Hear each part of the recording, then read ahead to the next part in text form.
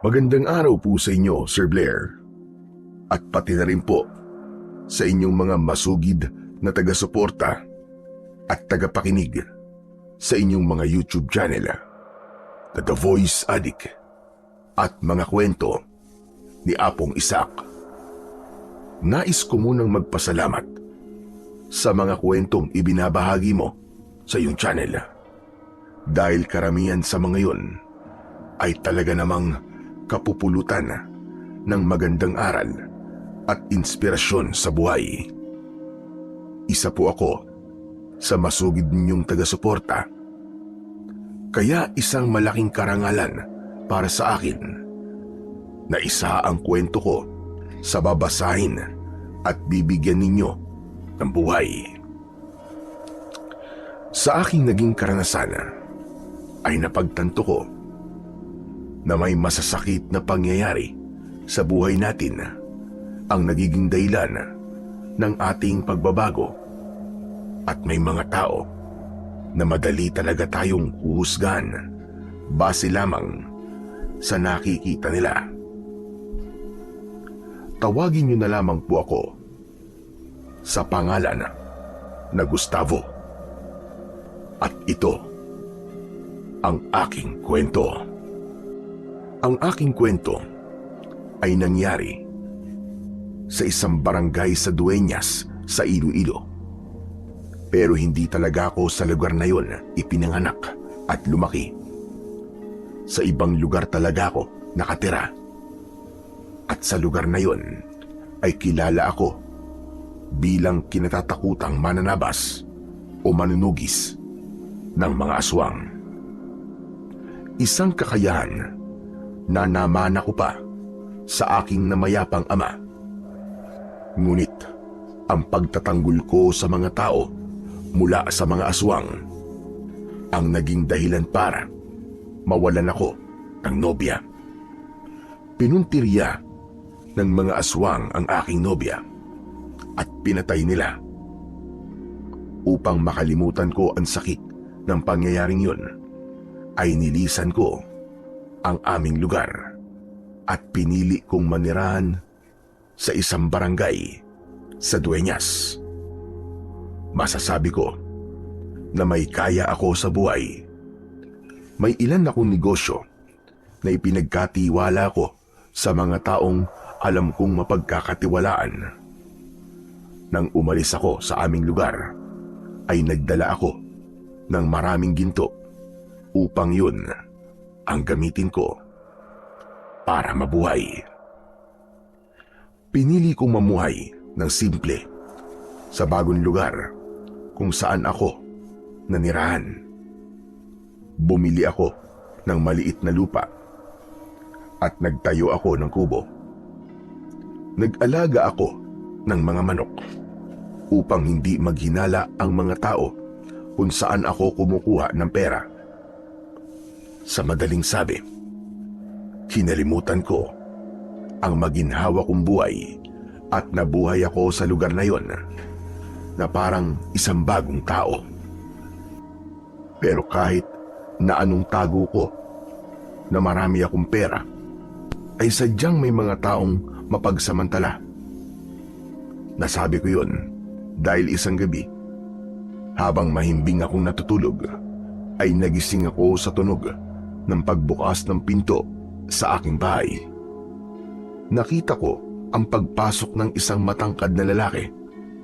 Dumiretso siya sa aking aparador at akmang bubuksan niya na yon. Nang bigla akong bumangon, binuksan ko ang ilaw at agad kong nakilala ang lalaki. Walang iba kundi ang mayabang sa baryo na yon na si Franco. Gustavo, pasensya ka na. Akala ko kasi bahay ko to eh. Anong akala mo sa akin, ututo? Alam ko nandito ka para pagnakawan ako. Sinasabi ko na nga may masama kang binabalak. Kaya ilang araw na kitang napapansin na panay ang tambay mo sa harapan ng bahay ko. Aba, masyado ka naman yata mapangusga. Porque tumatambay ako sa labas ng bahay mo eh. May masama na kagad akong binabalak. Maniwala ka, wala akong masamang gagawin. Nagkamali lang talaga ako ng bahay na pinasukan. Mangyaring nakainom kasi ako kaya hindi ko alam na hindi pala ito bahay ko. Sige, aalis na ako para manahimik ka na. Sa tingin mo ba, ay hayaan lang kita na malusutan itong ginawa mong pagpasok sa bahay ng ibang tao? Sigurado ako na kapag pinalampas ko to, ay uulitin mo lang ito Ang dapat sa kagaya mo ay tinuturuan ng leksyon. Bakit? Anong gagawin mo sa akin? Nagsimula akong lumapit kay Franco. Bago pa ako tuluyang makalapit sa kanya, ay naglabas na siya ng patalim mula sa tagiliran ng kanyang pantalon. Ngumisi siya at mahinang tumawa. Sige, subukan mo lumapit para magkaroon ka ng gripo dyan sa tagiliran mo. At aamin na rin ako. Oo, tama ka. Nandito ako para pagnakawan ka. Alam mo kasi, matagal na akong nagtataka kung paano mo nabili ang lupang to at mabilis kang nakapagpatayo ng bahay. Sigurado ako na marami kang pere o kaya alahas. Kaya kung ako sa'yo, ibigay mo na ang mga yun na mapayapa sa akin para hindi ka maaga mapunta sa impyerno. Wala akong tinatago mga pera at alahas. Lahat ng perang ginagastos ko ay mula sa aking manukan. Isa pa yan. Yung manukan mo na yan. Paano ka nagkaroon ng ganung negosyo, ha? Hindi mo ako malilinlang. Alam kong mayaman ka, Gustavo. Kaya ibigay mo na lang ang gusto ko. Wala kang makukuhang kahit piso sa akin. Umalis ka na. Dahil baka sa uli ay magsisi ka lang. Nagmamatigas ka pa, ha? Pasensyahan tayo. Pero di ako aalis nang hindi ko nakukuha ang gusto ko. Biglang sumugod si Franco sa akin. Nakaumang ang patalim niya. Mabilis kong hinawakan ang braso niya at pinilipit ko yun. Nang nabitiwan niya ang patalim, ay hinila ko siya palabas at tinuhod ko siya sa kanyang muka. Gaganti pa sana si Franco, pero inunahan ko siya ng magkakasunod na suntok sa muka. Duguan na ang muka ni Franco nang bumagsak siya sa lupa. Aray! Tulong! Tulungan niyo ako! Papatayin ako ng hayop na Gustavo na to! Sanglana! Paulit-ulit na sumigaw si Franco hanggang sa may ilang mga tao ang lumabas sa kani-kanilang mga bahay. Bakas ang takot sa mga mukha nila nang nakita nila akong nakatayo sa tabi ni Franco. Hindi nagtagal ay dumating ang kapitan ng aming barangay na si Kapitan Igme kasama ang ilang tanod. Agad na tumayo si Franco at halos yakapin niya na si Kapitan Igme. Kapitan, mabutit dumating kayo. Tulungan niyo ako. Papatayin ako ni Gustavo. Totoo ba ang sinasabi ng mokong na ito, Gustavo? Bakit naman nagdududa ka pa, Kapitan? Tignan niyo nga ako. Duguan ang mukha ko. Hindi ba malinaw na gusto niya akong patayin? Manahimik ka, Franco. Kilala kita. Madalas ay ikaw ang nagsisimula ng gulo rito. Kaya huwag kang magtataka kung hindi ka agad ako naniniwala sa mga sinasabi mo.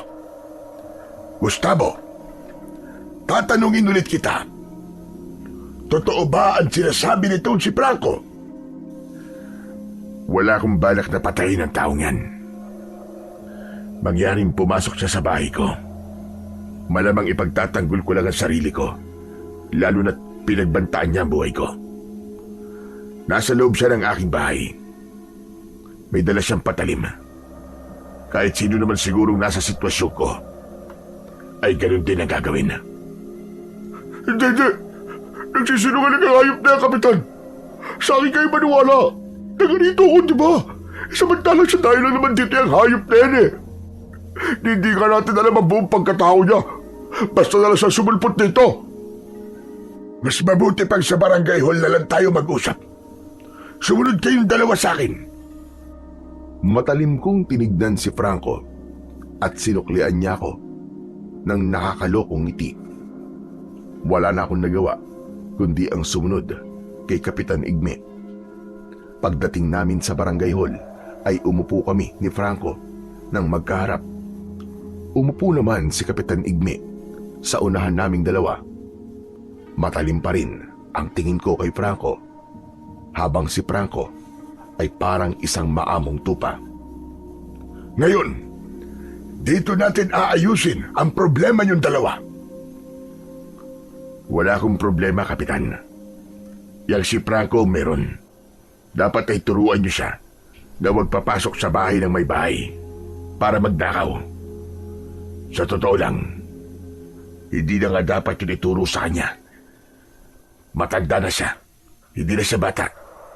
Kahit nga bata, ay alam na mali ang bagay na yun. Maniwala ka sa akin, Kapitan. Nakatambay lang ako sa labas ng bahay niya para magpahangin eh. Nagpapaalisin niya na ako. At hindi ako umalis. Hindi niya na ako inupakan. Hindi ba wala siyang karapatan na paalisin ako ron? Dahil wala naman ako sa loob ng bakuran niya. Sa totoo lang, hindi ko alam kung sino sa inyo nagsasabi ng totoo. Kayong dalawa lamang ang nakakaalam ng totoo. Kaya mas makabubuti kung mangangako kayo sa akin na hindi na mauulit ang nangyaring ito. Kaya kong mangako, Kapitan. Ewan ko lang dyan kay Gustavo. Totoo pala yung sinasabi ng mga tao tungkol sa kanya. Na nakakatakot siya. Bigla na lang pala siyang nananakit na walang dahilan. Sige na. Lumabas ka na, Franco. Magpasama ka sa tanod ko sa center para magamot yung sugat sa mukha mo. Pero, hindi ba natin ipapakulong yan si Gustavo? Tignan niyo naman ito nangyari sa mukha ko. Dapat nga bayaran pa niya ako eh. Gusto mo ba talaga siyang ipakulong? Kapag ginawa natin yon, ay may imbestigasyong mangyayari. Mga pulis ang gagawa nun.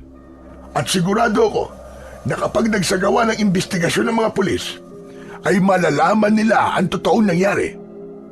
Handa ka ba sa ganon? Ha? Wag na pala. Gagaling din naman agad ito mga sugat ko eh. Ipagpapasa Diyos ko na lang ang lahat. Maraming salamat po, Kapitan. Nagmamadaling lumabas si Franco. Makalipas ang ilang segundo, ay tumayo na ako para umalis. Mamaya ka na umalis, Gustavo. May kailangan pa tayong pag-usapan. Hindi pa ba tayo tapos? Hindi ba niresolba mo na nangyari sa akin sa isang napakawalang kwentang solusyon? Mas naniniwala ako sa iyo kaysa kay Franco. Dahil kilala ko si Franco. Pero naiintindihan ko rin kung bakit niya nagagawa ang mga ganong bagay. Lumaki siya na walang gumagabay na magulang sa kanya. Yung tiyahin niya na nagpalaki sa kanya, na namatay na, ay sinasaktan at inaalipin lamang siya.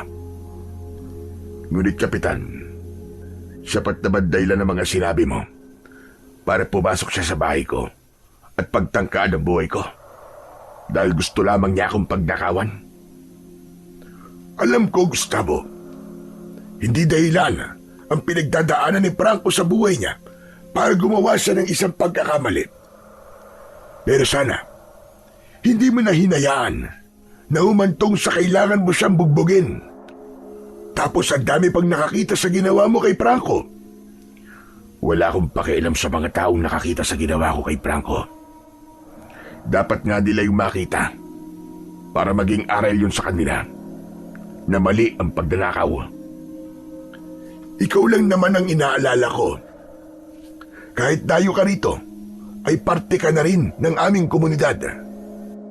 Hindi naman siguro lingid sa kaalaman mo ang tingin ng mga tao sa iyo rito, di ba? Kinatatakutan ka nila dahil iniisip nila na mahirap kang pakisamahan. Kasi tahimik ka at wala kang kaibigan. Mas gusto mo mag-isa kaysa sa makihalubilo sa ibang tao. Kahit nga mga kapitbahay mo ay ayaw kang kausapin. Ano ba kasi gusto mo sabihin? Bakit di mo na lang ako diretsyahin? Ang dami mo pang paligoy-ligoy eh. Imbis na nakakauwi na sana ako ngayon sa bahay ko.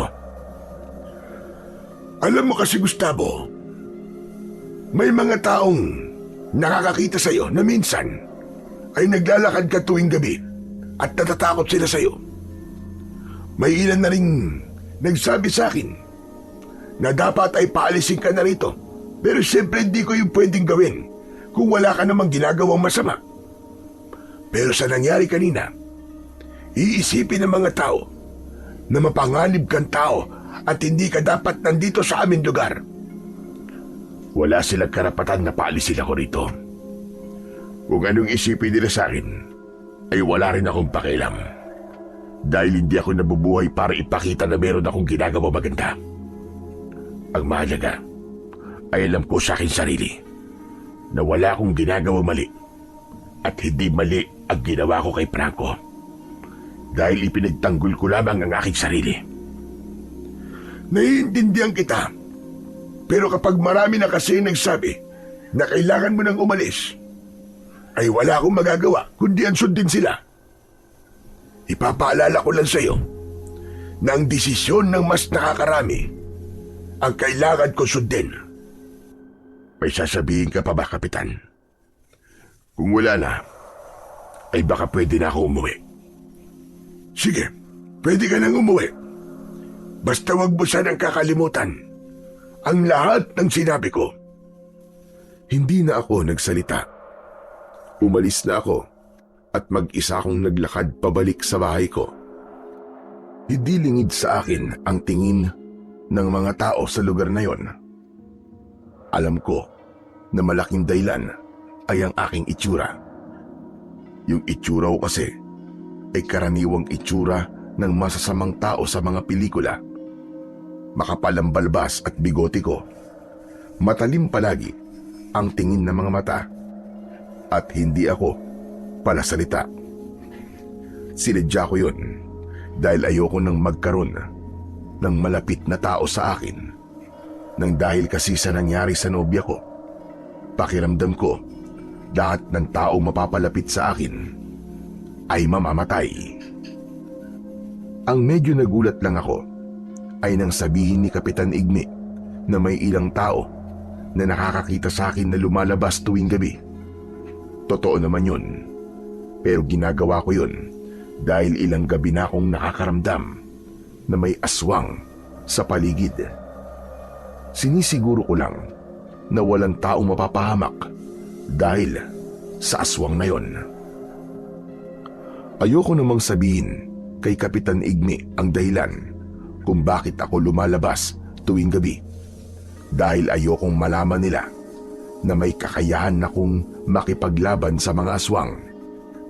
Isa pa, baka hindi niya ako paniwalaan at isipin niya na nasisiraan ako ng ulo. Kinabukasan ay maaga akong nagising. Madilim pa lang ay nagpunta na ako sa likod ng aking bahay. Sa ilalim ng puno ng mangga ay inalis ko ang isang malapad na bato. Hinukay ko ang parteng yun ng lupa hanggang sa tumambad sa akin ang isang baul. Mula sa baul ay kumuha ako ng ilang piraso ng ginto na ibibenta ko sa bayan para magkaroon ako ng pera. Muli kong tinabunan ng lupa ang baul at ibinalik ko ang bato sa ibabaw nun. Nang tuluyan ng nagliwanag ay umalis na ako sa bahay. Sa aking paglalakad papunta sa sakayan ng tricycle ay nakasalubong ko si Franco. Namamaga ng gusto ang kanyang muka, pero sa kabila ng inabot niya sa akin ay nagawa pa rin niyang magyabang. Akala mo siguro papaniwalaan ka ni Kapitan, no? Siyempre, mas papaniwalaan niya ako kaysa sa'yo. Kasi dayo ka lang naman dito eh. Saka lahat ng tao rito takot sa'yo. Kaya sa susunod, kilalanin mo muna ang binabangga mo. Wala akong panahon na makipag-usap sa'yo. May mas importante pa akong gagawin kaysa makipag-usap sa walang kwentang taong kagaya mo. Bakit ba napakayabang mo, ha? Hindi porke nabugbog mo ako kagabi, ay iisipin mo mas malakas ka kumpara sa akin. Kung gusto mo mag-round 2 tayo ngayon At sisiguraduhin ko sa'yo magmamakaawa ka sa akin kapag nagawa kong paduguin yung bunganga mo at balutin ng pasa ang buong katawan mo. Ganyan ba talaga kapag kulang sa pansin ng isang tao? Sinabi sa akin ni Kapitan Igbe kung anong naging buhay mo noon. May mga nakilala akong inabuso at lumaki na walang magulang. Pero hindi mo naman sila kagaya. Bakit hindi ka magsimba? O kaya magkaroon ka ng oras na ikaw lang para pag nilay-nilayan mo kung tama ba ang ginagawa mo sa buhay mo? Tumigil ka! Wala kang pakialam kung tama ba ang ginagawa ko o hindi. Sandali ka, bakit ba iniiba mo ang usapan na? Alam ko na. Natatakot ka na makipagsuntukan sa akin, no? Lasing lang talaga ako kagabi, kaya nabugbog mo ako. Sige, ngayon mo ako subukan. Porbahan mo! Napagtanto ko na isang malaking pagsasayang ng oras ang ginagawa kong pakikipag-usap kay Franco.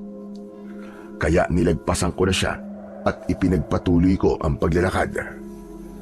Kahit na anong tawag niya sa akin, ay hindi ko siya nilingon.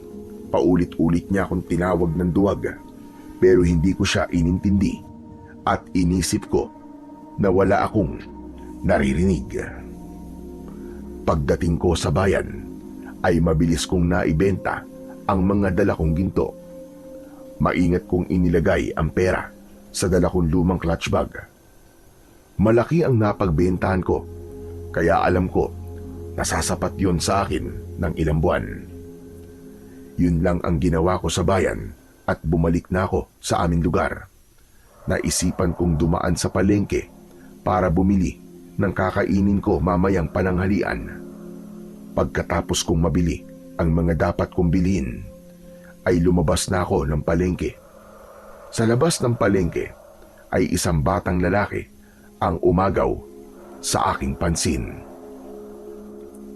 Nakaupo ang bata sa gilid ng kalsada kahit tirik ang sikat ng araw. Nagbebenta siya ng mais na nakalagay sa basket. Bigla kong naalala ang batang ako. Gaya niya kasi ay nagbebenta rin ako ng mais noong bata pa ako.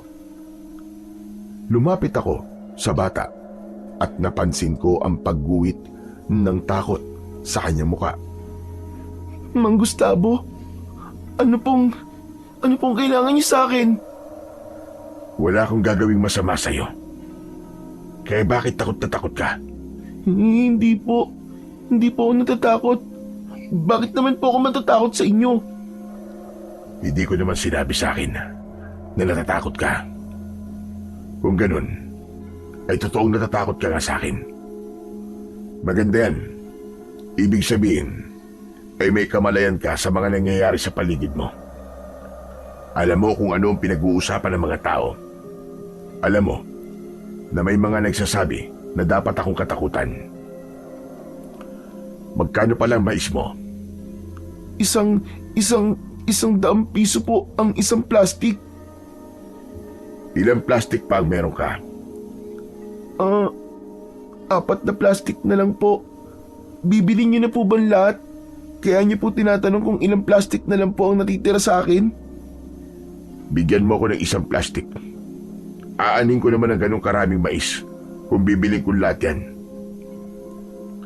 Napakamot sa likod ng ulo ang bata. Inabot niya sa akin ng isang plastic ng mais. Inabutan ko naman ng bata ng 500 piso na buo. Naku, 500? Sandali lang po, magpapapalit lang po ako. Wala po kasi akong panukli eh. Teka, huwag mo na akong suklian. Sa'yo na yan 500. Ano po? Seryoso po kayo? Bakit mukha ba ako nagbibiro? Hindi naman po. Ang seryoso nga po ng mukha nyo eh. Pero kung sa akin na lang po itong 500, Sa inyo na po itong lahat ng mga mais ko. Nakalimutan mo na ba ang sinabi ko kanina? Hindi ko kailangan na maraming mais. Sapat na sa akin itong isang plastic. Ang gawin mo ay umuwi ka na lang sa inyo at ibenta mo mamaya o bukas sa mga mais na natira. Teka nga, bakit parang naiiyak ka? Kasi po kanina pa po ako nagbebenta rito pero iisa pa lang po ang bumibili sa akin. Tapos tinatawaran pa po ng mga bumibili. Naiiyak na nga po ako kasi sobrang saya ko po. Makakauwi na po ako sa lola ko. Maraming salamat po, Mang Gustavo. Walang anuman yun.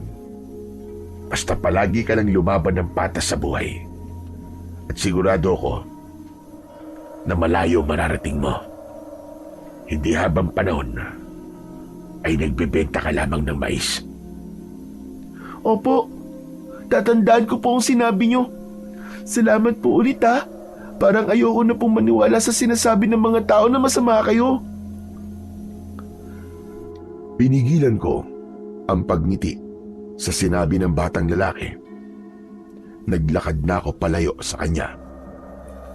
Sadyang malambot ang puso ko pagdating sa mga batang sa murang edad ay nagagawa ng kumita ng pera. Ganun din kasi ako dati. At alam ko kung gaano kahirap na kailangang kalimutan mong bata ka para lamang makatulong sa pamilya. Kinagabihan, habang nagluluto ako, may kumatok sa pinto. Ang unang pumasok sa isip ko ay baka si Franco yun. Kaya kinuha ko ang itak para sana takutin siya. Pagbukas ko ng pinto ay isang matandang babae ang nakita ko. Nanlaki ang mga mata niya sa dala kong itak at bahagya pa siyang napaatras. Mahabagin langit! Diyos ka! Huwag mo naman akong tatagain! Kahit matanda na ako, ayoko pang mamatay! Sino ho ba kayo? Anong kailangan niyo sa akin at andito kayo ng ganitong oras? Hindi na ako nagtataka.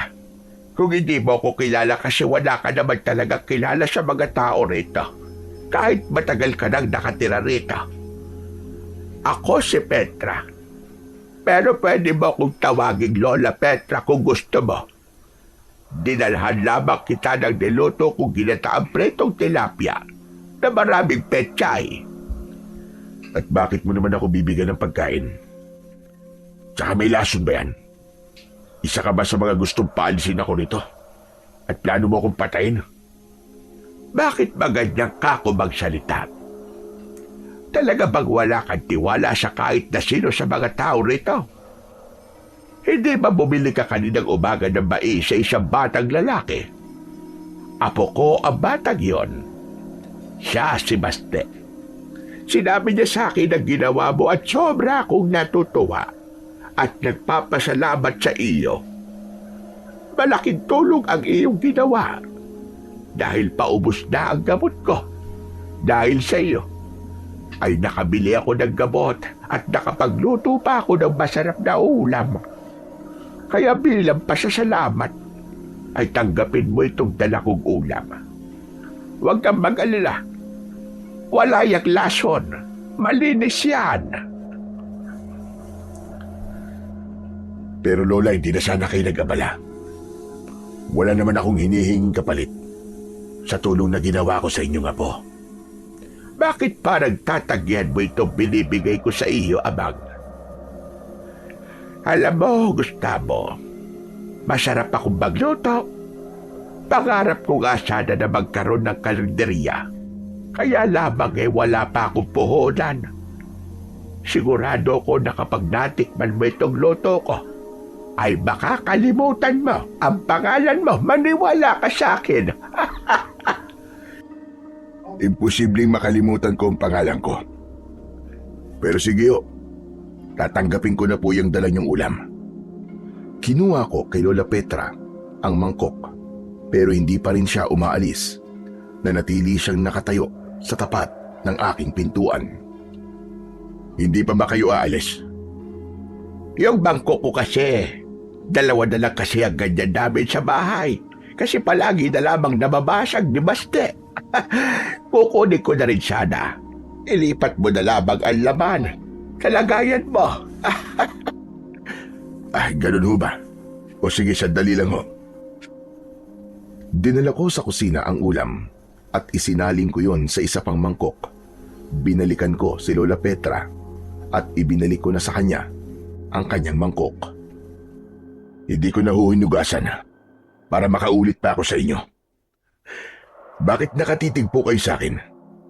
Hindi pa ba kayo uuwi? Hindi lang kasi ako makapaniwala. Tatao ka pala talaga. Bakit naman ho? Ano ba tingin niyo sa akin, hayop? Hindi naman sa ganon. Ang ibig kong sabihin ay kahit mukha kang hindi gagawa ng mabuti, ay may kabutihan pala dyan sa puso mo. Ngayon ay napatunayan ko na mali pala ang iniisip ng mga tao tungkol sa iyo. Sa totoo lang, isa ako sa nag-isip na masama kang tao dahil sa panlabas mong itsura at dahil wala kang kaibigan. Umuwi ka na, Lola.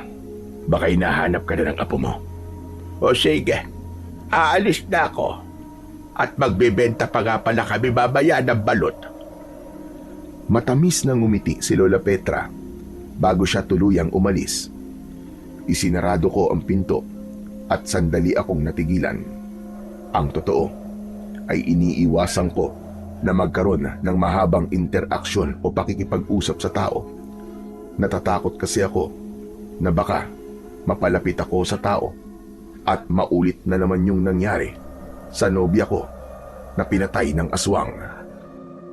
Tinabi ko sa sarili ko na yun na ang una't huling gagawin ko yun.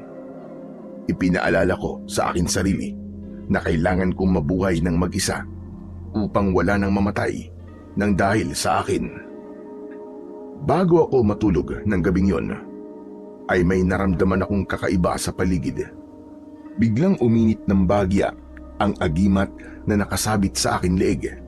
Isa yung indikasyon na may aswang sa malapit.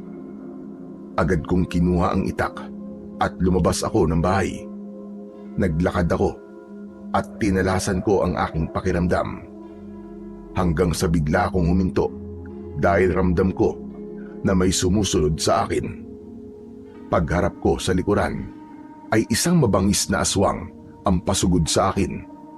Mabilis ang kanyang galaw at sa itsura niya ay halatang gutom na gutom siya.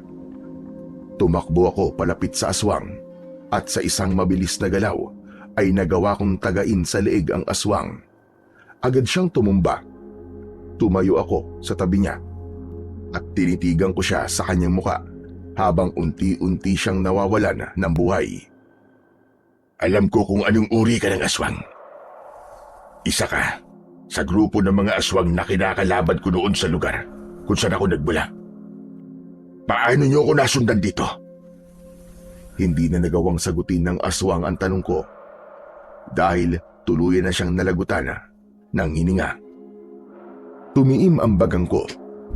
Agad kong naisip na mukhang matagal na akong hinahanap ng grupo ng mga aswang na umaatake noon sa lugar na pinanggalingan ko. Napagtanto ko na napakatindi ng galit nila sa akin para sundan nila ako kung saan ako nagpunta.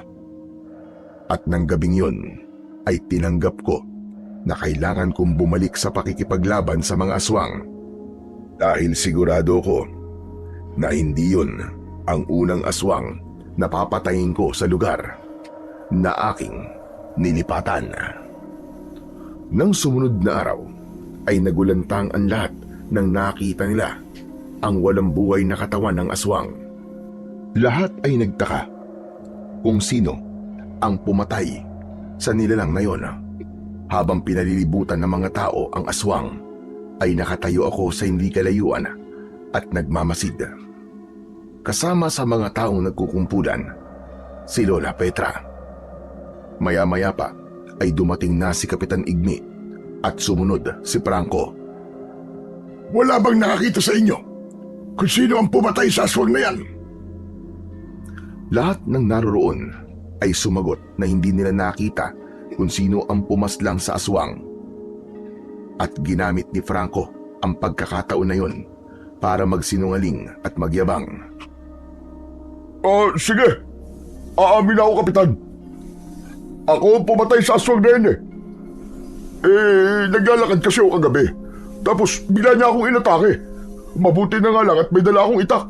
Dahil kung hindi, baka napatay na ako ng halimaw na yan eh. Talagang nilakasan ko lang ang loob ko kasi alam ko na kapag nabuhay pa yan, ay malaki ang posibilidad na meron pa yung mabibiktima. Totoo ba yung sinasabi mo? Baka kwentong barbero lang yan. Kapitan naman, bakit ba ang tingin mo sa akin ay palaging hindi gagawa ng tama? Hoy, Franco! Ikaw nga huwag magsinungaling. Imposibleng ikaw ang pumatay sa aswang. Dahil nung naglalako kami ni Basti ng balot kagabi, ay nakita ka namin sa inuman sa kabilang barangay. Huwag mo ngang ugaliin na magnakaw ng papuri na hindi naman dapat sa iyo. Nakita mo na, Franco. Mabuti na lamang at andito si Haling Petra. Kundi, maniniwala na kami sa kasinungalingan mo. Ito naman si Haling Petra, oh. Walang pakikisabi. Aba, ako pa talaga ang sinabihan mo yan. Kung ako walang pakikisama, ikaw naman ay ubod na sinungaling. Tama na yan. Kung sino man ang pumatay sa aswang na yan, ay maraming salamat sa kanya. Tama rin ang sinabi ni Franco na kung nabuhay pa ang aswang na yan, ay malamang may mabibiktima pa yan. Kapitan, sa tingin niyo ho ba ay ligtas pa rito sa barangay natin? Paano pala kung hindi lang isang aswang ang darito? Paano kung marami sila? Sa ngayon, ay kailangan mag-ingat tayong lahat. Hayaan nyo at magtatalaga ako ng ilang tanod na magbabantay sa atin mula gabi hanggang madaling araw. Huwag na rin kayong lumabas tuwing gabi kung wala kayong gagawing importante. Saka na tayo maging kampante kapag nasiguro na natin na wala ng aswang dito sa atin. Inutusan ni Kapitan Igme ang mga tanod na sunugin ang katawan ng aswang. Agad na tumalima ang mga tanod at sinundan ng ilang tao ang mga tanod upang panoorin ang pagsusunog sa katawan ng aswang. Tumalikod na ako para bumalik sa bahay, pero napahinto ako nang tinawag ni Lola Petra ang pangalan ko. Tumayo siya sa unahan ko. Ano kung kailangan nyo, Haling Petra? Narinig mo naman siguro ang mga sinabi ni Kapitana. Kailangan nating mag-ingat dahil baka merong pag-aswang dito sa atin. Hindi ako bingi, kaya narinig ko ang lahat ng yun. Tsaka hindi niyo ako kailangan paalalahanan. Isa pa, kaya kong ipagtanggol ang sarili ko. Sandali. Ikaw ba pumatay sa aswang, Gustavo? Ano ba sinasabi nyo? Ang sabi mo ay hindi ka bingi, hindi ba? Gusto mo bang ulitin ko pa ang tanong ko? Hindi ko kasi alam kung anong tumatakbo sa isip nyo para tanungin mo ko nang kung ako ang pumatay sa aswang. Hindi ako ang pumatay sa halimaw na yon dahil wala akong pakialam sa problema ng lugar na ito. Hindi yan ang nakikita at nararamdaman ko sa iyo. Kahit tahimik ka at parang walang pakialam sa nangyayari sa paligid mo, ay ramdam ko ang kabutihan dyan sa puso mo. Kaya duda ako sa sinabi mo. Malakas ang pakiramdam ko na ikaw ang pumatay sa aswang. Isipin nyo na ang gusto nyong isipin. Wala akong oras para pilitin kang maniwala sa akin. Mas kilala ko ang sarili ko, Haling Petra. Hindi ko sasayangin ang oras at lakas ko sa pagpatay sa isang aswang, lalo na't alam ko na kapag ginawa ko yun, ay ilalagay ko lamang sa bingit ng kamatayan ang sarili kong buhay. Hindi ko na hinintay na magsalita pa si Lola Petra at tumalikod na ako. Malalaki ang mga hakbang na bumalik ako sa bahay ko. Kailangan ko nang tumakas sa pakikipag-usap kay Lola Petra dahil magaling siyang bumasa ng tao. Baka kapag tumagal pa ang aming pag-uusap, ay malaman niya na ako ang totoong pumatay sa aswang at ayokong mangyari ang bagay na yon. Simula noon, ay naging gabi-gabi na ang paglabas ko upang masiguro ang kaligtasan ng mga tao. Kahit hindi maganda ang tingin nila sa akin, ay hindi ko pa rin sila kayang pabayaan dahil isa sa ipinangako ko sa akin lolo ay poprotektahan ko ang mga inosente mula sa mga aswang habang ako ay nabubuhay. Ngunit ayokong malaman ng mga tao na may kakayahan akong makipaglaban sa mga aswang. Kaya ginawa ko ang lahat para hindi nila malaman ang aking ginagawa. Isang gabi, habang tahimik akong naglalakad, ay may naramdaman na naman akong nakasunod sa akin, pero alam kong hindi yun isang aswang. Paglingon ko, ay otomatiko akong napasimangot dahil nakita ko si Franco na papalapit sa akin habang nakangisi. Anong ginagawa mo rito sa labas, ha? Sino ka ba? Para ipaalam ko sa'yo kung anong ginagawa ko. Yan ang nakakapikon sa'yo eh. Yung pagsagot-sagot mo ng ganyan eh, na para bang mas mataas ka sa aming lahat dito. Hindi mo ba alam na maaaring may aswang pa rito sa barangay natin, tapos nandito ka pa sa labas na ganitong oras? Baka kapag nakita mo yung aswang maihi ka sa salawal mo sa sobrang takot. Alam mo ba kung bakit ako nasa labas ngayon? Dahil gusto kong pumatay ng aswang. Nasaan? Nasaan ang ano? Ang pakialam ko. Wala akong pakialam kung anong ginagawa mo ngayon at wala rin akong pakialam sa gagawin mo sa mga susunod pang mga araw at gabi. Napakayabang mo talaga. Ano kaya kung ikaw muna ang patayin ko bago yung aswang? Pagaligin mo muna yung sugat sa mukha mo bago mo ko hamunin. Baka kapag pinatulang kita ngayon, ay paniguradong tuluyang masira na ang pagbumukha mo. Talagang sinasagad mo, pasensya ko ah. Ano? Suntukan na lang tayo ngayon. Hindi pa ako nakakaganti sa yung hayop ka eh. Kung inaakala mo na palalampasin ko ang pambubugbog mo sa akin, ay nagkakamali ka. Biglang dumating si Kapitan Igme kasama ang dalawang tanod. Agad siyang pumagitna sa amin ni Franco. Kayong dalawa na naman. Ang layo-layo pa lang namin, pero dinig na namin ang pag-aaway ninyo. Hindi ho ako nakikipag-away. Sinasagot ko lang ang sinasabi ng mayabang na ito. Ako pa talaga mayabang ha? Ikaw nga ito nag-aamo ng away eh. Kapitan, maniwala ka sa akin. Gusto na naman akong bugbugin ng Gustavo eh. Manahimik ka! Narinig namin ang mga pinagsasabi mo. Alam kong ikaw itong nag-aamo ng away. Hindi ba nag-usap na tayo? Nangako pa nga kayo na hindi nyo nauulitin na nangyari sa inyo noon. Ano na naman ba ito? Hindi nyo ba kayang lumayo sa isa't isa? Yang si Franco ang palayuin nyo sa akin. Dahil yan ang lapit sa akin. Nag-aalala lang naman ako sa kanya, Kapitan eh.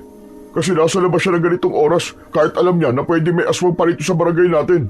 Siyempre, may pakialam ako sa lahat ng tao rito, kahit pa sa mga dayo lang. Kung hindi kita kilala, ay maniniwala sana ako sa sinasabi mo. Pero kilala kita, Franco. Sige na, umuwi na kayo dalawa. Dahil bawal mo na lumabas na ganitong oras, maliban sa akin at sa mga tanod. Upang hindi na humaba pa ang usapan, ay sinunod ko na lang ang sinabi ni Kapitan Igme. Pikon na pikon ako kay Franco nang dahil kasi sa kanya ay hindi ako makapagbabantay sa gabing yon. Ramdam ko pa kasi na may mga aswang pa sa paligid at mukhang marami pa sila. Nag-aalala ko sa mga pwedeng mangyari pero wala akong magagawa kundi ang umuwi dahil baka kapag sinuway ko si Kapitan Igme ay malaman pa nila kung ano ang kaya kong gawin. Kinaumagahan ay nangyari na nga ang isa sa iniiwasan kong mangyari. Isang tanod ang pinatay ng aswang nung nakaraang gabi. Ayon sa narinig ko, ay inatake ng dalawang aswang sina Kapitan Igme at ang mga tanod. lahat sila ay sugatan. Ganun pa man, sa kabila ng mga sugat na natamo ni Kapitan Igni, ay nagpatawag pa rin siya ng pagpupulong sa plaza. Maraming tao ang nagpunta roon. Nagpunta rin ako, pero hindi ako sumama sa mga taong nagkukumpulan sa harapan ni Kapitan Igni. Nakatayo lang ako sa hindi kalayuan kung saan dinig ko pa rin ang sinasabi ng aming kapitan. Kagabi, habang nagroronda kami ng mga tanod ko, ay 2 aswang ang umatake sa amin. At sa kasamaang palad, namatay ang isang tanod sa pangyayaring yon. Nakikiramay ako sa pamilya ni Rogelio at sa lahat ng kanyang naulila. Nang dahil sa nangyari, ay napag-alaman namin na may mga aswang ang sumasalakay dito sa ating barangay. Kung ilan sila at kung bakit nila yung ginagawa, ay wala akong ideya. Kaya hinihimok ko ang lahat na manatili sa loob ng bahay mula alas 6 ng gabi hanggang alas 5 ng umaga. Kailangan muna natin magtiis hanggang sa makasiguro na tayong ligtas na ulit dito sa ating lugar. At nangangako ko na gagawin namin ang lahat kasama mga tanod ko para maresolba ang ating problema. Naramdaman ko ang takot ng bawat taong naroon. Alam ko sa sarili ko na ako ang dahilan kung bakit may nangyayaring pag-atake ng mga aswang.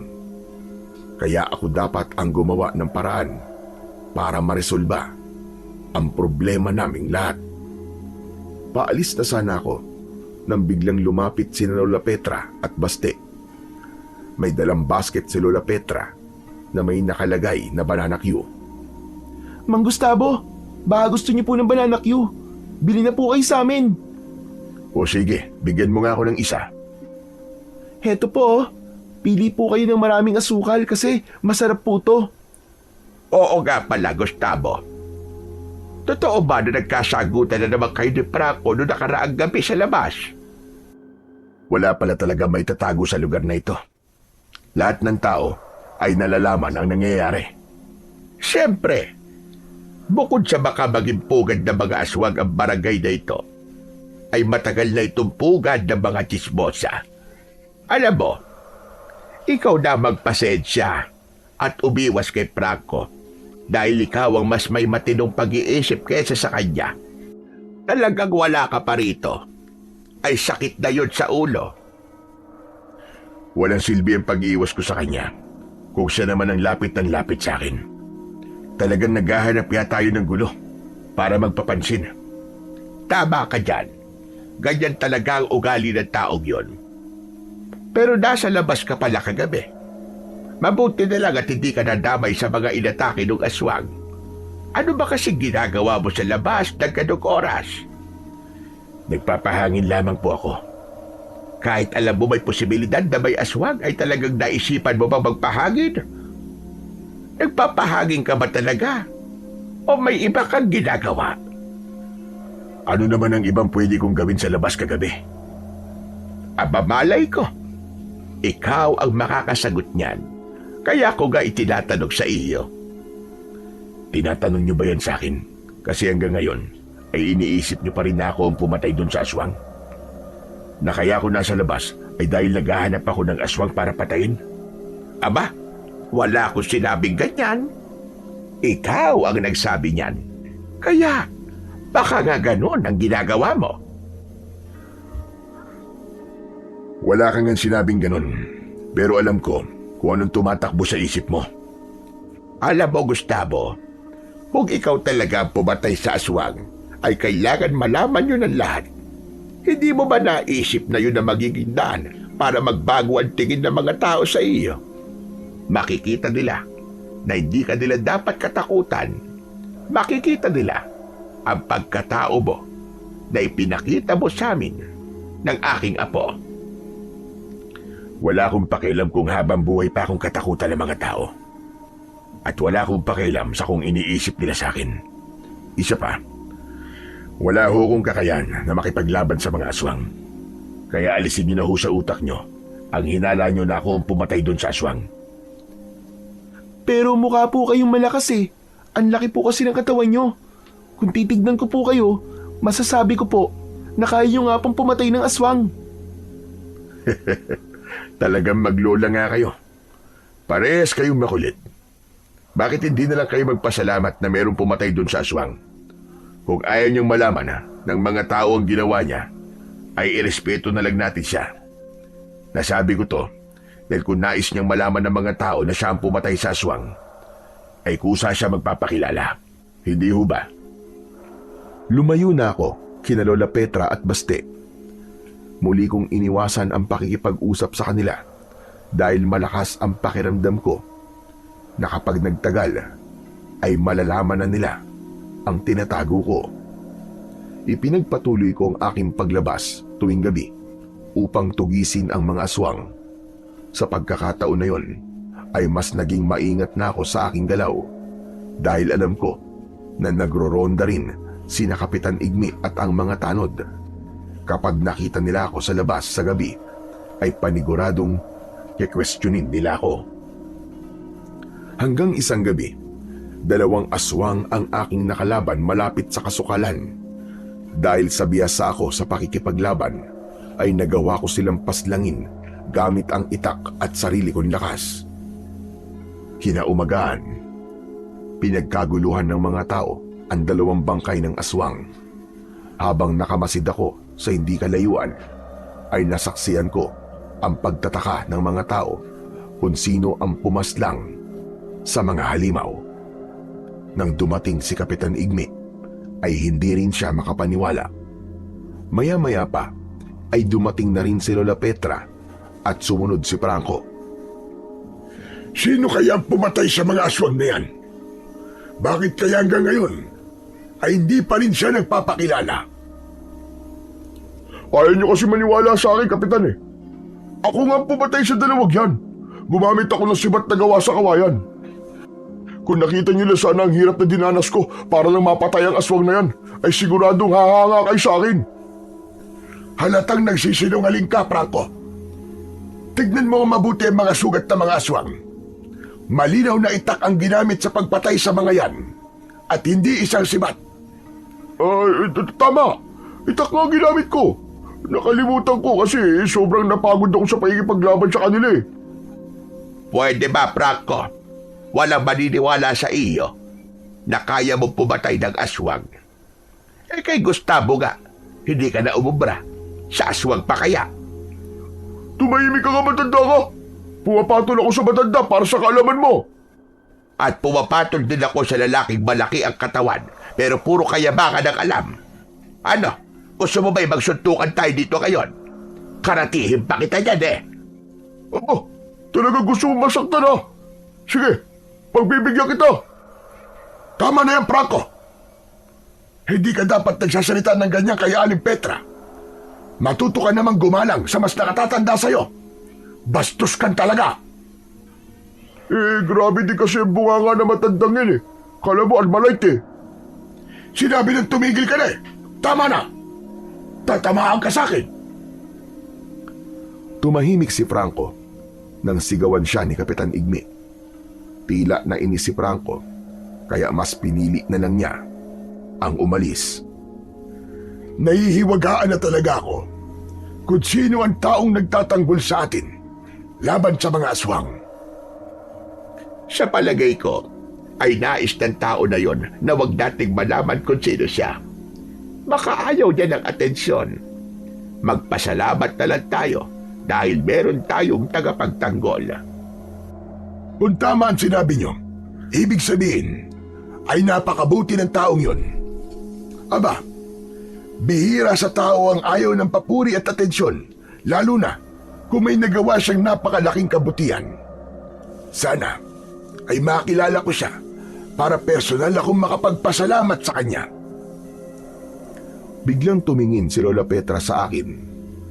Sandaling nagtama ang mga mata namin. Ngumiti siya na parabang nagpapasalamat siya sa akin. Agad akong tumalikod at naglakad palayo. Ramdam ko na hanggang sa sandaling yon ay may hinala pa rin siya na ako ang pumapatay sa mga aswang sa lugar na yon. Naging usap-usapan ng mga tao ang misteryosong tagapagtanggol. Marami ang may gustong makilala kung sino ang pumapatay sa aswang.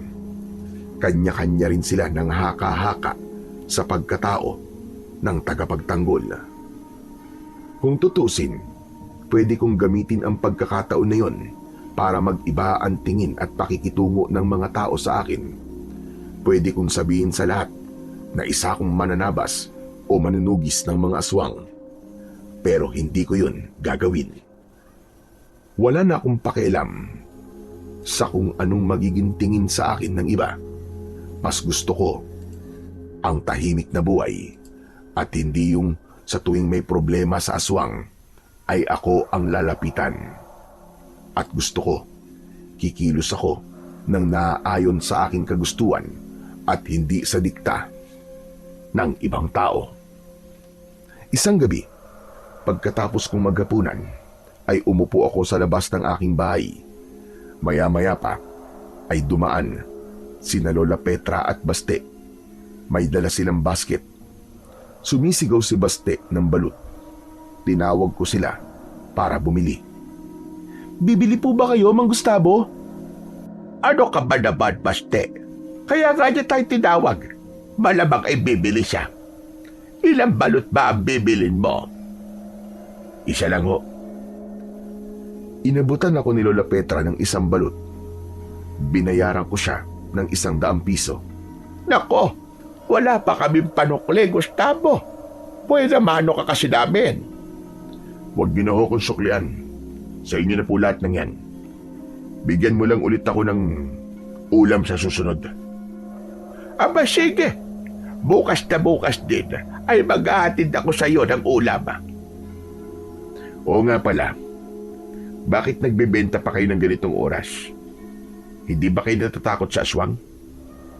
Eh siyempre natatakot kami. Pero mas natatakot kaming mamatay sa gutom.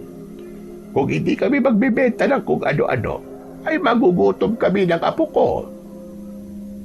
Kahit na, Lola Petra, ang dapat na prioridad ninyo ay ang buhay at kaligtasan nyo. Paano kung sa paglalakad nyo sa gabi ay may aswang kayong makasalubong? May dala naman ako ditong kutsilyo. Nandito sa basket namin. Kapag sinubukan kaming atakihin ng aswang, ay sasaksakin ko siya ng paulit-ulit hanggang sa malagutan siya ng hininga. Sa tingin nyo ba, ay ganun lang kadali pumatay ng isang aswang? Hindi sapat na meron kayong dalang kutsilyo. Kailangan nyo ng kasanayan pagdating sa bagay na yon. Bakit kung baka pagsalita kay parang may alam ka sa pakikipaglaban sa mga aswang? Totoo ga ang kasabihan, sa bibig nahuhuli ang isda. Hindi po palaging sa bibig, Lola. Kasi nung namingwit po ako sa ilog nung isang araw ay sahasang ko po nahuli yung isda kasi doon sumabit po yung kawil. Kasabihan lang yon. Masyado mo namang ginagawang literal. Mas mabuti pa po na maglako na kayo para maubos na kagad yung paninda nyo. O sige, aalis na kami. Maraming salamat, Gustavo.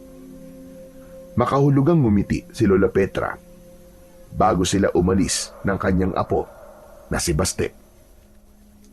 Kinabahan ako dahil napagtanto ko na nadulas ako sa sinabi ko kanina sa kanila. Talagang malakas ang pakiramdam ni Lola Petra at may hinala ako na hindi magtatagal ay malalaman na niya ang katotohanan.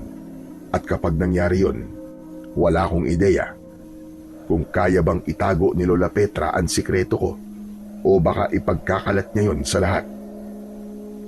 Pagsapit ng 10:00 ng gabi, ay naghanda na ako sa paglabas. Dala ko ang itak na bagong hasa. Siniguro ko na walang makakakita sa akin, kaya mas pinili kong maglakad sa mas madidilim na parte. Nagulat ako nang narinig ko ang malakas na pagsigaw ni Baste ng balut. Nataranta ko at naghanap ako ng pwede kong pagtaguan. Isang malaking puno na nasa gilid ng kalsada ang inakyat ko at doon ako nagtago. Maya-maya pa ay dumaan na sina Baste at Lola Petra. Talaga bang hindi sila natatakot sa aswang? At hanggang ngayon ay nagbibenta pa rin sila? Sinundan ko ng tingin ang maglola. Gusto ko sana silang kausapin at piliting umuwi. Pero sigurado ko na mas lalong lalakas ang hinala nila na ako ang pumapatay sa aswang. Malalaman kasi nila na sa oras na yun ay nasa labas pa ako. Hindi pa man nakakalayo, sina Lola Petra ay 2 aswang ang nakita kong marahang lumabas sa talahiban sa gilid ng daan. Kinabahan ako dahil alam kong balak biktimahin ng mga yun ang maglola. Walang kamalay-malay, sina Lola Petra at Baste na 2 aswang ang nakasunod sa kanila. Luminga ako sa paligid. Umasa ako na naroon sina Kapitan Igme at ang mga tanod para iligtas sina Lola Petra. Ngunit bigo akong makita sila. Tila naramdaman na ni na Lola Petra na mayroong sumusunod sa kanila, kaya lumingon sila sa kanilang likuran. Nagulantang silang 2 sa mga aswang. Agad na inilabas ni Lola Petra ang kutsilyo at itinutok niya yon sa 2 aswang. Doon na ako tumalon mula sa puno, pero bago pa ako makalapit sa kanila ay sinugod na sila ng aswang. Malakas na napasigaw si Lola Petra nang kagatin ng aswang ang kamay niya. Nabitiwan niya ang kutsilyo. Pinagsusuntok naman ni Baste ang aswang. Hayop ka! Bitiwan mo ang lola ko! Ako ang kalabanin mo! Baste, tumakbo ka na! Ako nang bahala sa lola mo! Mang Gustavo! Tumakbo ka na! Opo! Mabilis na tumakbo si Baste.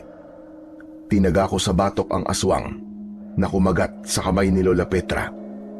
Humarap sa akin ang aswang at bago pa niya ako atakihin ay itinara ko na sa tapat ng puso niya ang itak habang ang isang aswang ay tumalon papunta sa akin.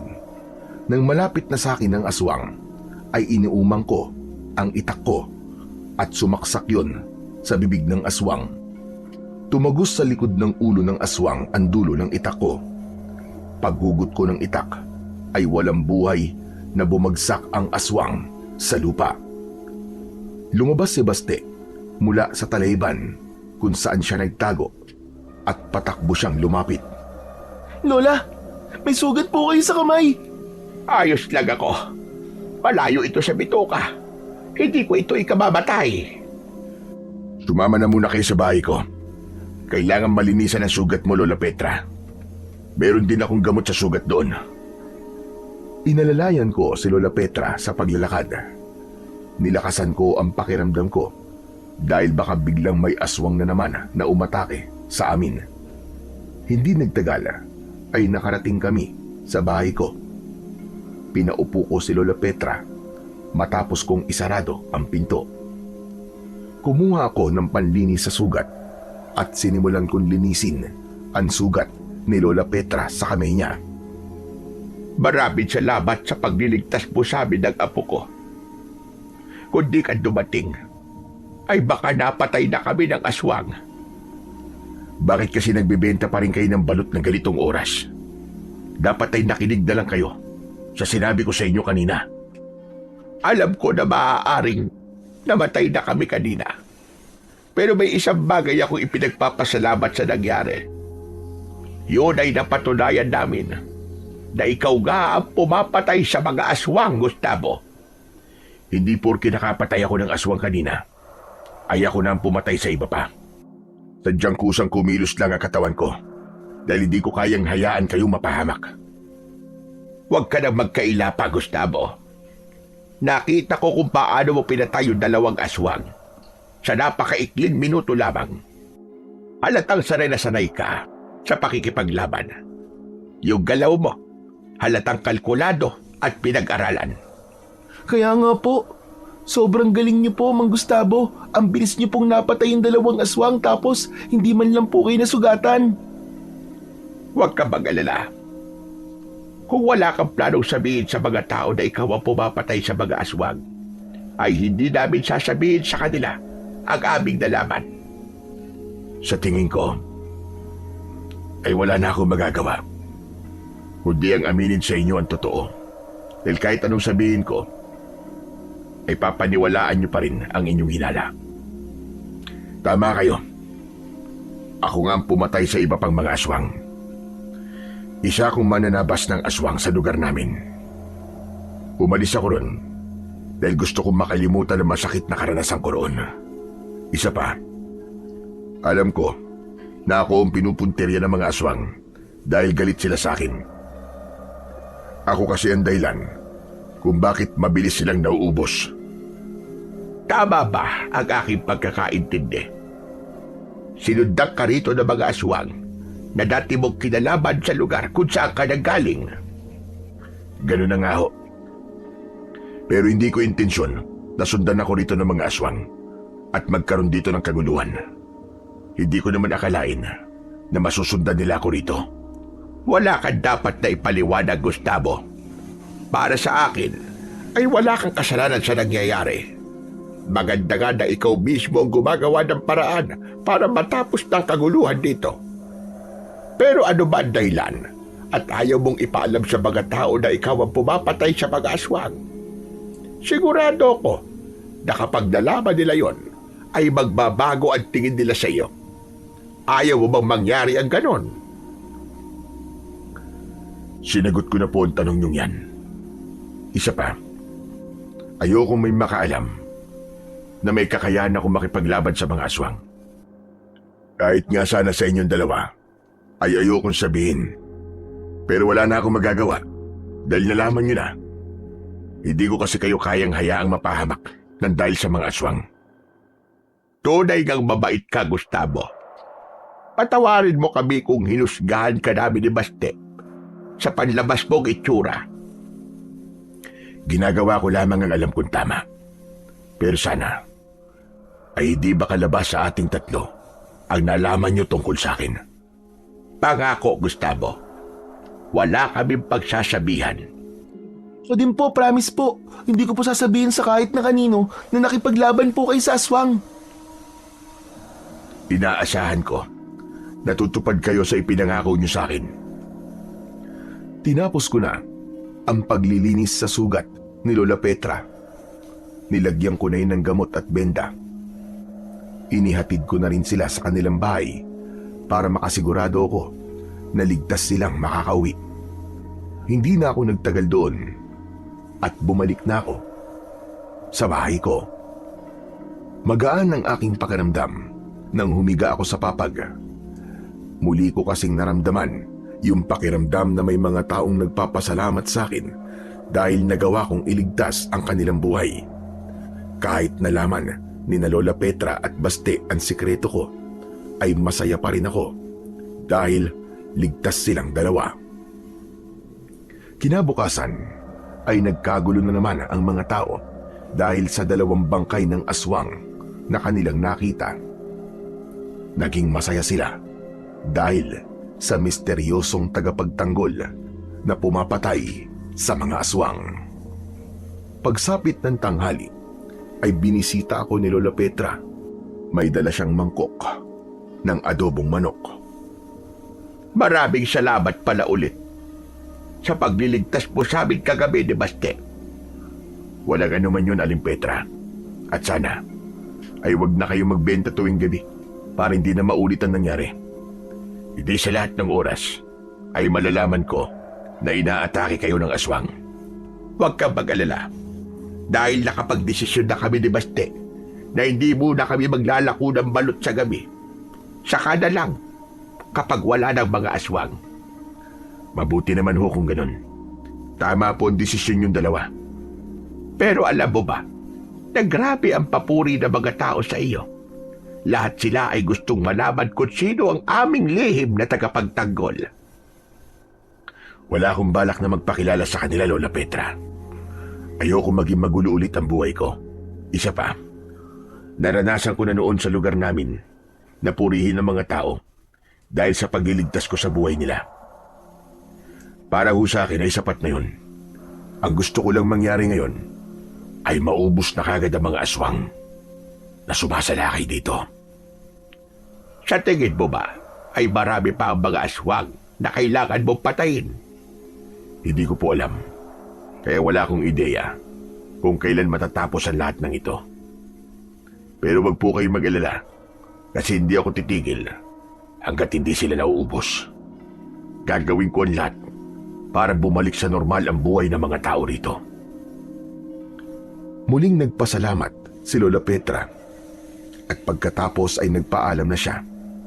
Nang nakaalis na siya, ay nagsimula na akong maghain ng pagkain para sa aking pananghalian. Habang kumakain, ay naisip ko na maaaring maging mahaba pa ang laban na kailangan kong harapin.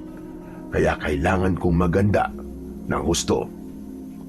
Isang umaga, nasa likod ako ng aking bahay habang nag-ahasa ng itak.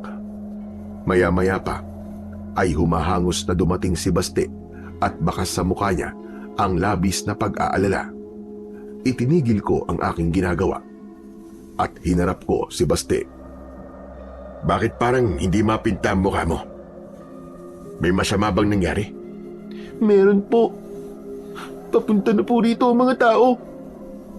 Teka, at bakit naman sila papunta rito? Sandali. Sinabi niyo ba ni Lola Petra sa kanila na ako ang pumapatay sa mga aswang? Hindi po. Hindi po namin yung ginawa. Bago pa matapos ni Baste ang kanyang sinasabi, ay narinig ko mula sa harapan ng aking bahay ang sigawan ng mga tao. Tinatawag nila ang pangalan ko. Labis ako nagtaka. Pumunta ko sa unahan ng aking bahay at bumungad sa akin ang mga tao. Nasa harapan nila si Franco na may nakakalokong ngisi habang nakatingin sa akin. Anong kalokohan na naman ba ito, Franco? Hindi ito isang kalokohan. Nandito kami para paalisin ang aswang sa aming lugar. At ikaw yon, Gustavo! Ano ka mo? Ako? Aswang? Nagpapatawa ka ba? Kung di ka aswang, ipaliwanag mo kung bakit simula na dumating ka rito ay nagkaroon na ng aswang dito. Kaya sigurado ako na ikaw nga ang aswang. Baka nga ikaw pa ang pinuno ng mga aswang eh. Hindi totoo yan. Hindi aswang si Mang Gustavo. Baste, huwag ka na makialam iyo. Hoy, Baste! Lumayo ka nga sa aswang na yan. Mamaya kainin ka niyan. Sinabi nang hindi ako aswang eh. Sa tingin mo ba ay maniniwala kami sa sinasabi mo ngayon? Kaya kung ayaw mong kami ang pumatay sa'yo, ay mas mabuti pang umalis ka na. Nagngalit ang bagang ko. Mariin kong naikuyom ang aking mga kamay. Galit na galit ang mga taong nasa aking harapan. Sigurado ko na kahit itanggi ko ang paratang nila sa akin, ay hindi nila ako paniniwalaan. Para sa ikatatahimik niyong lahat, ay aalis na lang ako rito. Mabuti naman.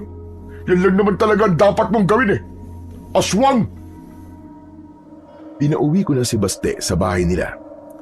Pumasok na ako sa aking bahay at nagsimula na akong mag-empake ng mga damit. Sa labas ay paulit-ulit akong tinatawag na aswang ng mga tao.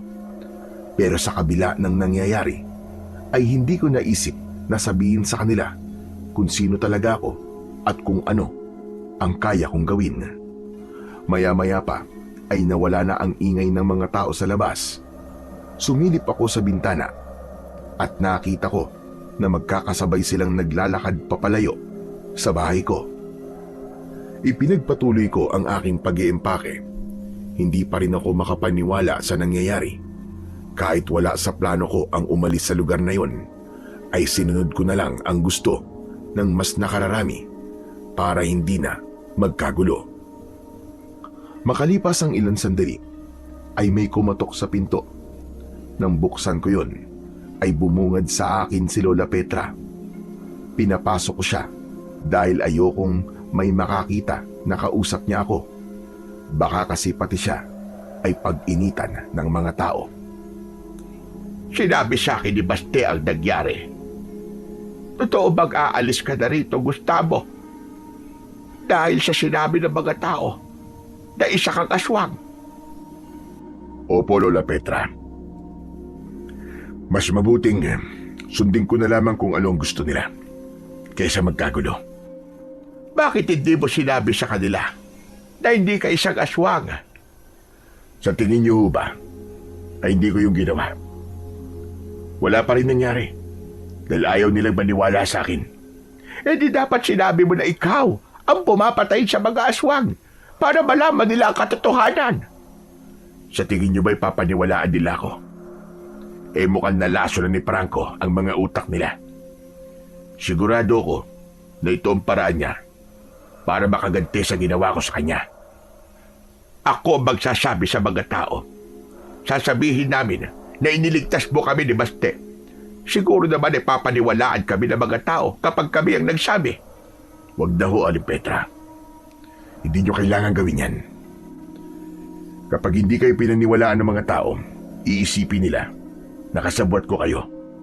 Baka pati kayo ay palayasin nila. Loko talaga ang Franco na yon. Nang nakaraang araw ay nakarating sa akin. Pinagkakalat niya na isa kang aswang. Ang akala ko naman ay hindi siya papaniwalaan ng mga tao dahil kilala siyang loko dito. Kaya hindi na ako nag-abalang sabihin yun sa iyo. Ngayon ko lang napagtanto na karamihan pala sa mga tao nito ay hindi marunong mag-isip. Talagang pinaniwalaan nila ang kagaya ni Franco. Pero paano na pala kami ngayong aalis ka na? Ibig sabihin mawawalan na kami ng tagapagtanggol mula sa mga aswang. Huwag kayong mag-alala. Aalis lang ako rito sa bahay ko. Pero hindi sa mismong lugar na ito. Anong ibig mo sabihin? Magtatago lang muna ako. Siguro sa gubat para hindi ako makita ng kung sino. Para isipin ng lahat na umalis na talaga ako. Pero ang totoo ay patuloy ako makikipaglaban sa mga aswang hanggang sa maubos sila. Hindi kaya ng konsensya ko na umalis dito habang alam ko na malaki ang posibilidad na uubusin kayo ng mga aswang. Maraming salamat, Gustavo. Tunay kang napakabuti ng iyong puso. Amat, dahil sa kabila ng ginagawa sa iyo ng mga tao, ay hindi mo pa rin sila kayang pabayaan. At sana, dumating ang panahon na malilinis mo ang pangalan mo. Sana'y makita ng mga tao kung sino ka talaga. At hindi ka naman dapat katakutan. Kahit yung malinis ko lang ang pangalan ko, ayos na ho ko ron.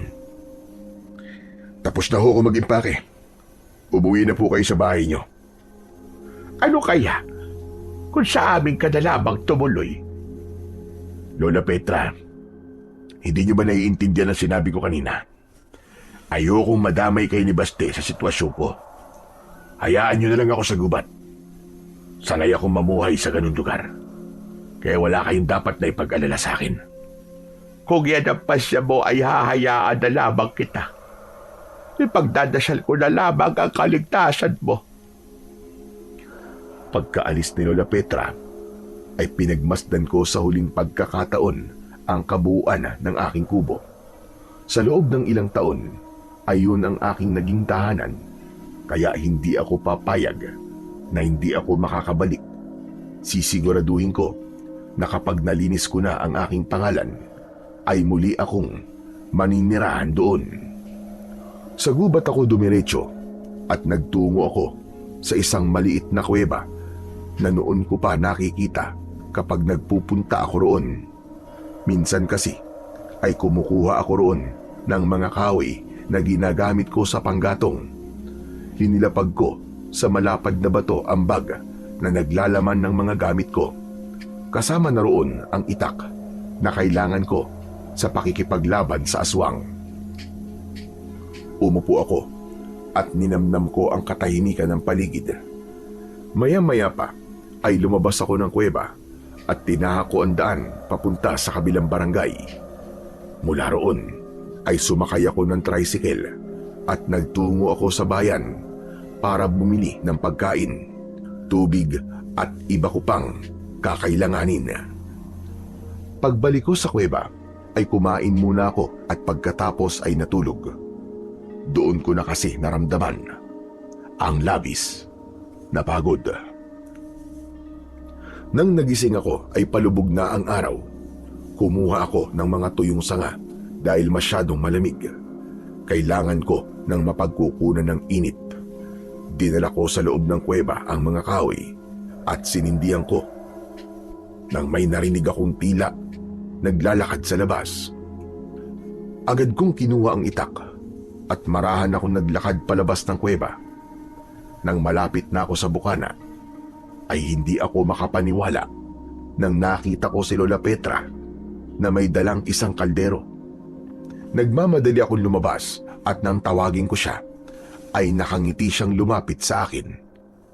Sabi ko na nga ba na dito ka sa kuweba pupunta, Gustavo? Ano pong ginagawa niyo rito?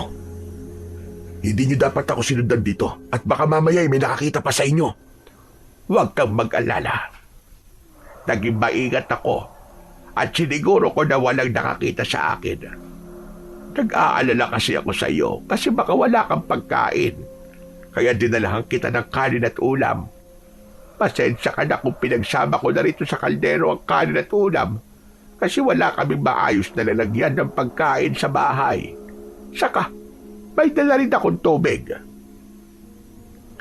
Hindi ka na dapat nag-abala pa. Nakabili na ako ng pagkain at tubig kanina sa bayan. Pero, akin na ho yan dala yung pagkain at yan na ang kakainin ko ngayong gabi. Salamat ho. Umuwi na ho kayo at delikado na nasa labas pa kayo ng ganitong oras. O sige, hindi na ako magtatagal dito at mag-isa lang si Baste sa bahay.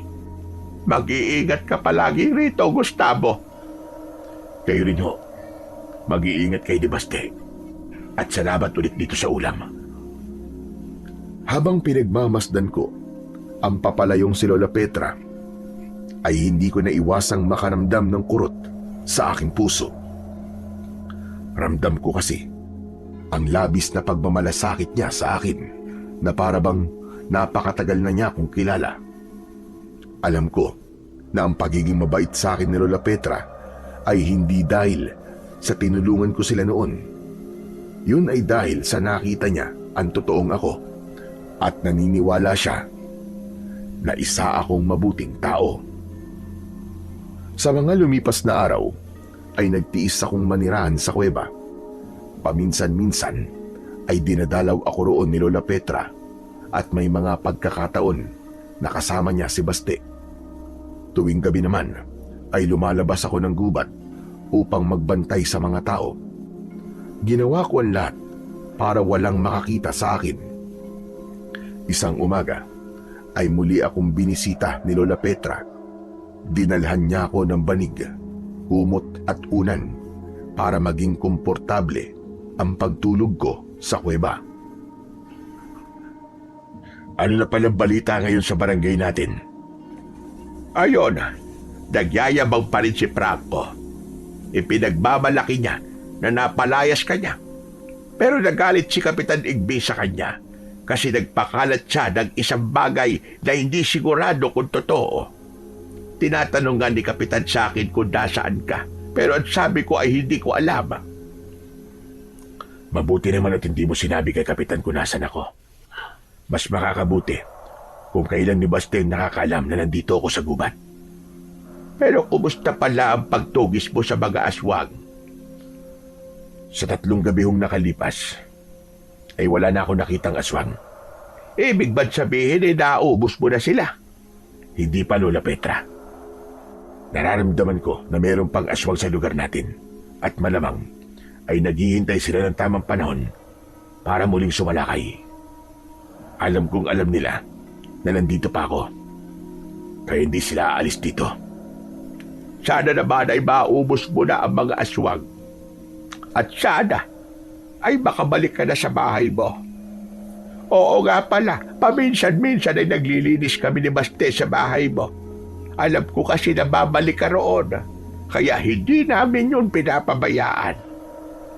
Maraming salamat po, Lola Petra. Salamat dahil kay ni Baste ang unang tao sa lugar na ito na nawala ang takot sa akin. Napakalaki ng naitutulong niyo sa akin sa pinagdadaanan ko ngayon. Hayaan niyo, kapag natapos na ang lahat ng ito, ay babawi ako sa inyo. Ano ka ba naman, Gustavo? Hindi mo kailangan bumawi sa amin. Tinutulungan ka namin kasi alam naming mabuti kang tao at hindi ka dapat katakutan. Huwag kang mag-alala kasi may awa ang Panginoong Diyos.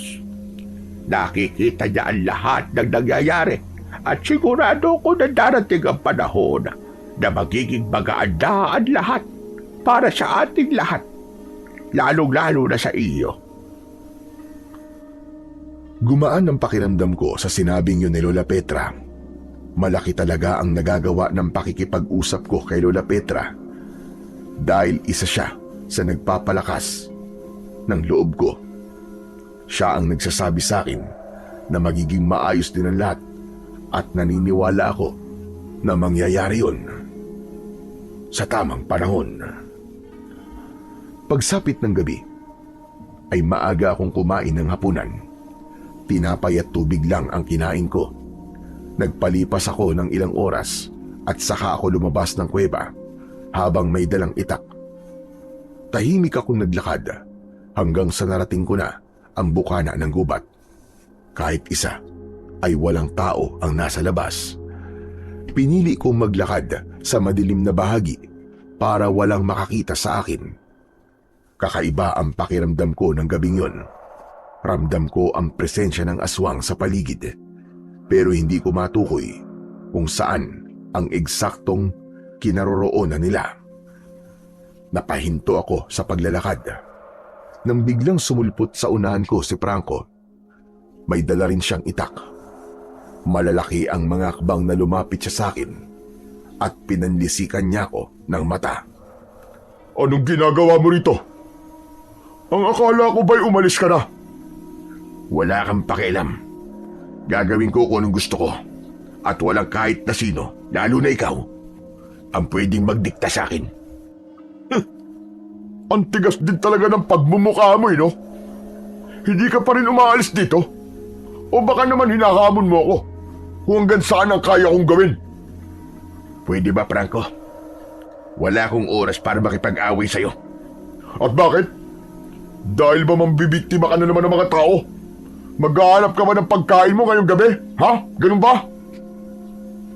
Ilang beses ko man sasabihin sa'yo na hindi ako ang aswang. Alam ko. Sinabi ko lang naman sa mga tao na aswang ka para magalit sila sa'yo at magkaroon sila ng dahilan para palayasin ka. At gumana naman ang mga plano ko. Ang galing ko, di ba? Napaniwala ko mga tao na isa kang aswang. Walang iya ka talaga. Talagang gagawin mo ang lahat para makaganti sa akin.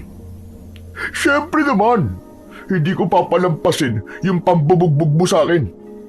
Alam mo ba na dahil sa ginawa mo, ay may ilan na pinagtawanan ako?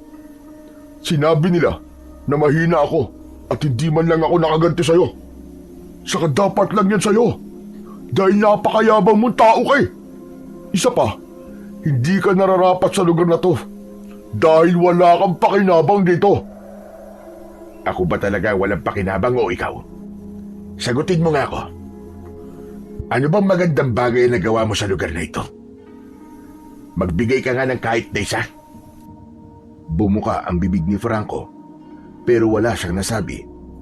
Bigla siyang tumahimik at hindi siya makatingin ng diretso sa akin. O ano? Bakit wala kang maisagot? Kasi wala ka naman talagang ginawang mabuti para sa lugar na ito. Sabihin na natin wala. Pero ikaw ba meron? Kung sasagutin ko ang tanong mong yan, ay paniguradong hindi ka maniniwala sa maririnig mo. Pero alam ko sa sarili ko na may ginagawa ko maganda. Hindi kagaya mo na puro kasamaan na ang tumatakbo sa utak. Alam ko, nanililibang mo lang ako.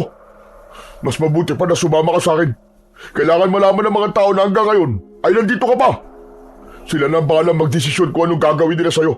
Lalo na't ang alam nila ay isa kang aswang. Hinawakan ni Franco ang braso ko, pero pumalag ako. Bigla kong sinuntok ni Franco sa muka. Napaatras ako. Nang susuntokin na naman niya ako, ay hinawakan ko ang kamao niya at gamit ang isa kong kamay ay malakas ko siyang sinuntok sa muka. Sa lakas ng suntok ko ay napaupo siya sa lupa at dumugo ang kanyang ilong. Sinamantala ko ang pagkakataon na yon at mabilis akong tumakbo. Bumalik ka rito, aswang! Papatayin na kita para wala ka na mabiktima! Bumalik ka rito! Patuloy lang ako sa pagtakbo. Muli akong pumasok sa gubat at nang lumingon ako sa aking likuran ay nakita ko si Franco na nakasunod sa akin. Tumakbo ako na walang direksyon. Ang plano ko ay iligaw si Franco. Isang malaking puno ang aking nakita at mabilis ko yung inakyat para magtago. Kahit kailan talaga ay sakit sa ulo ang Franco na yun. Maya-maya pa ay natanaw ko si Franco sa hindi kalayuan. Hindi ako gumalaw sa itaas ng puno dahil baka malaman niya kung nasaan ako. Gustavo! Alam ko nasa paligid ka lang. Magpakita ka na sa akin at huwag ka na magtago. Patunayan mo sa akin na matapang ka. Lumabas ka, Gustavo! Magharap tayo! Bigla akong kinabahan nang naramdaman ko ang bahagyang pag-init ng aking agimat. Isa yung indikasyon na may aswang sa malapit. Patuloy naman sa pagsigaw si Franco. Hindi nagtagal ay naglakad siya palayo sa punong pinagtataguan ko. Hindi muna ako bumaba. Pinagmasdan ko ang paligid at pilit kong hinahanap kung nasaan ang aswang. Hanggang sa hindi kalayuan ay narinig ko ang malakas na paghingi ng tulong ni Franco.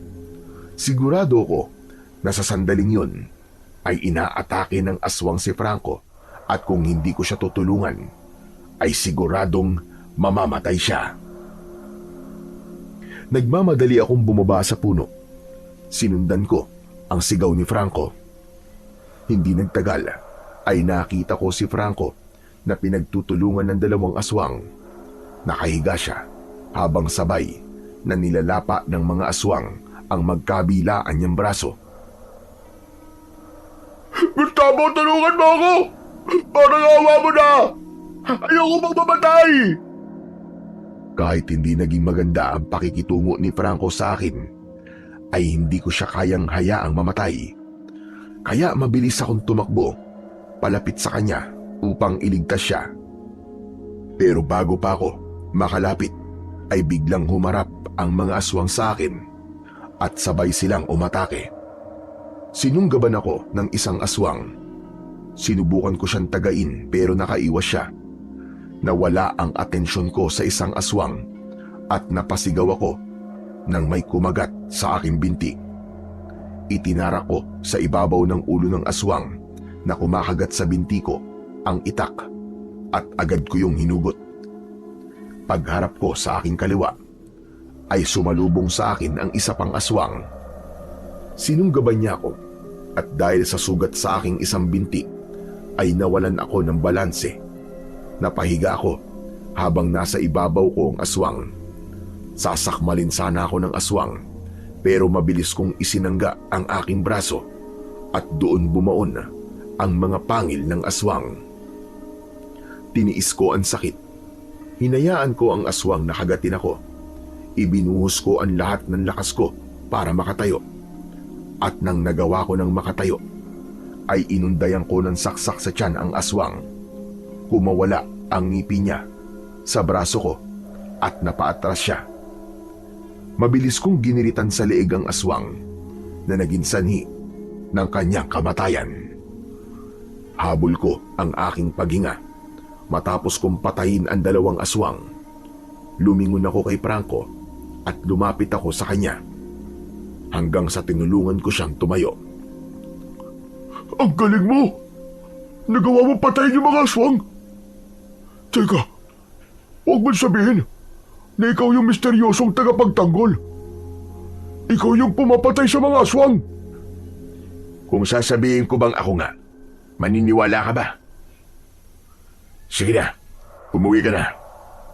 Siguro naman ay alam mo na ngayon na hindi ako aswang dahil iniligtas ko ang buhay mo.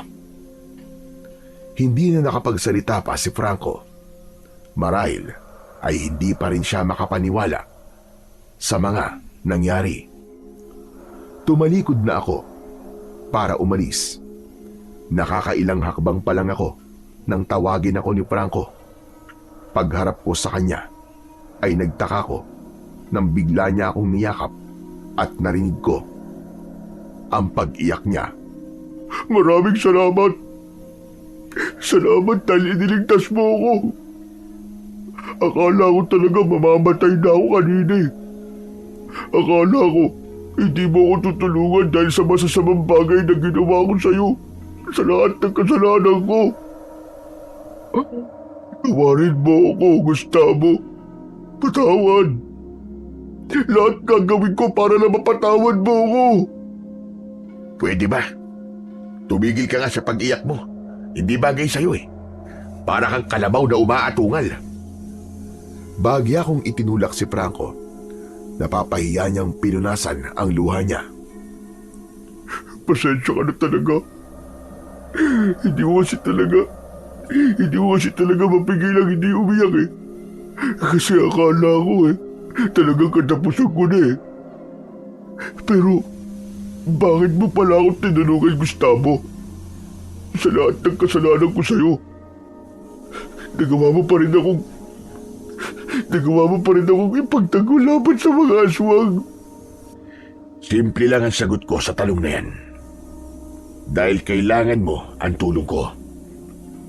Kahit na wala akong ginawa, kundi ang awayin ka. Kahit masama ang ugali mo, ay tao ka pa rin. Hindi kita pwedeng hayaang mamatay. Isa pa, hindi pa huli ang lahat. Para magbago ka. Baguhin mo na ang style mo na yan. Bulok na yan. Huwag ka mag-alala, Gustavo.